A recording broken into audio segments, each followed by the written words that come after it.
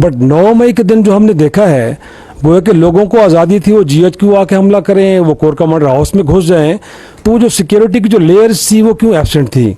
अब मेरे से जो कोई 3 सवाल सर, एक ये है कि एक तो ये है कि आपने इसको लेके ना तो कोई एक्शंस पे आया, ना कोई इसके ऊपर कोई एक्शन लिया गया, फिर बार बार हमें बताया जा रहा है कि बड़ी मनसूबाबंदी के साथ ये सब कुछ किया गया है, लेकिन 9 मई से लेके आज तक ना तो हमें मरकज़ी मनसूबा साज के बारे में बताया गया और ना हमसे लगता है कि अब तक गिरफ्तार किया गया है। अगरचे सेकेंडरी जो रोल्स हैं उनको तो आप सजाएं भी दे चुके हैं, और एक ऐसा शख्स कि जो मुसल्लह फ़ौज के सिस्टम के अंदर इतना पेनिट्रेट कर गया कि उसने lieutenant general, major general, brigadier rank के लोगों को इन्फ्लुएंस किया है, आज तक हम उसका नाम नहीं जानते। और तीसरी बात सर ये है कि कहा यह जा रहा है कि एक मखसूस जमात से लोग अब उस जहाज़ से नीचे उतर रहे हैं, एक प्रेस कॉन्फ्रेंस करते हैं, उसके बाद वो घर चले जाते हैं, और कहा यह जा रहा है कि ऐसे लोगों के लिए कोई सज़ाएं नहीं, अगर वो मुलव्वस भी हैं 9 मई के वाक़े में तो उनको आज़ाद छोड़ दिया जाएगा। तो सर इसको लेकर तासुर बन रहा है कि शायद ये बाय डिज़ाइन सब कुछ हुआ है, ये इतना कोई बुनियादी तौर पर हकीकी नहीं था जो कुछ हुआ है 9 मई को। कि ये कैसे लोग पहुंच गए, कैसे जलाओ घराव हो गया और सब कुछ हो गया। आपने कहा कि सिक्योरिटी होती है, इंस्टॉलेशन होती है। देखिए 9 मई का जो वाकया है वो एक आइसोलेशन में नहीं हुआ, अचानक नहीं हुआ। जब हम ये कहते हैं उसकी मनसूबाबंदी थी, उसके पीछे एक सोच थी, एक मकसद था, तो उसे वैक्यूम में नहीं आप देख सकते। 9 मई के वाकये का मकसद ये था कि फौजी तनसीबात के ऊपर लोगों को भेजा जाए, हमला कराया जाए और फौज को इश्तियाल दिलाकर फौज से रद्द-ए-अमल लिया जाए, फौरी रद्द-ए-अमल लिया जाए।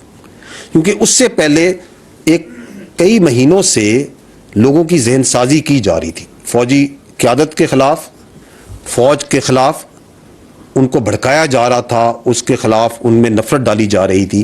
तो जब वो फौरी रद्द-ए-अमल आना था तो उससे जो अपने मज़मूम सियासी मकासद थे उसको उन्होंने मज़ीद आगे लेके चलना था। तो ये simply putting that was the objective of 9 मई। और इसको करने के लिए उन्होंने कुछ जगहों पर ख़वातीन को भी मनसूबाबंदी के तहत ढाल के तौर पे आगे रखा, और ये कोई भी तवक्को नहीं करता था, कोई तवक्को नहीं करता था कि एक सियासी पार्टी अपने ही मुल्क में अपनी ही फौज पे हमलावर हो जाएगी। लेकिन जब यह वाकया हुआ तो फौज ने इस घनौनी साजिश को नाकाम बनाया। अगर वो फौरी रद्द-ए-अमल, वो जो जिस तरह का रद्द-ए-अमल वो चाहते थे दिया जाता, फिर तो उनकी साजिश कामयाब हो जाती, उसको नाकाम बनाया। ताहम ये ज़रूरी था कि जो गैरिजन्स हैं, जो फौजी तनसीबात हैं, GHQ, जिन्ना हाउस वगैरह, इनके जो तकद्दुस की, सिक्योरिटी की जहाँ पे कोई कमी हुई है या उसको बरकरार नहीं रख सके, उसमें अगर कोई गैर आरादी कोताही या गफलत हुई है तो उसका तय्युन किया जाए। और गफलत, नुकसानात और उसकी वजूहात जांचने के लिए फौज में एक टाइम टेस्टेड खुद एहतसाबी का जो एक सिस्टम है वो नाफिजुल अमल है, जिसके तहत, जैसे मैंने आपको पहले अर्ज की, कि इमीडिएटली आफ्टर 9 में 2 इदारा जाती इंक्वायरीज मेजर जनरल ओहदे के अफसरान के नीचे कायम की गई, जिन्होंने तमाम शवाहिद को बड़ी डिटेल में देखा और बड़ी शफाफियत से उस मसले को मुकम्मल किया और अपनी सिफारिशात मुरतब की। वो जो आप एक्शन की बात करें, एक्शन नहीं लिया गया, वो एक्शन तो मैंने आपको बताया, जिसमें मैंने आपको ये बताया कि जितना बड़ा ओहदा उतनी बड़ी जिम्मेदारी। ये आपने जो एक दरमियान में बात की,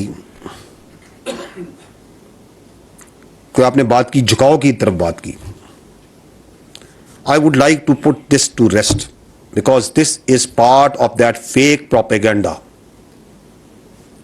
क्योंकि हकीकत नहीं झुटलाई जा सकती। हकीकत क्या है? हकीकत यह है कि इस पाक फौज का हर अफसर और हर जवान, चाहे वो किसी भी इलाके का हो, कोई जबान बोलता हो, किसी फिरके किसी मजहब से ताल्लुक रखता हो, उसकी कोई भी सियासी वाबस्तगी हो, उसकी अव्वलीन और आखिरी तरजीह रियासत पाकिस्तान और अफवाज पाकिस्तान हैं। His first and last priority is state of Pakistan and the armed forces of Pakistan, period. इसमें किसी को कोई इबाहम नहीं होना चाहिए। और यही वो जज्बा है जिसकी वजह से हमारा जवान अपनी जान का नजराना आए रोज आपकी सलामती और अमन के लिए देता है।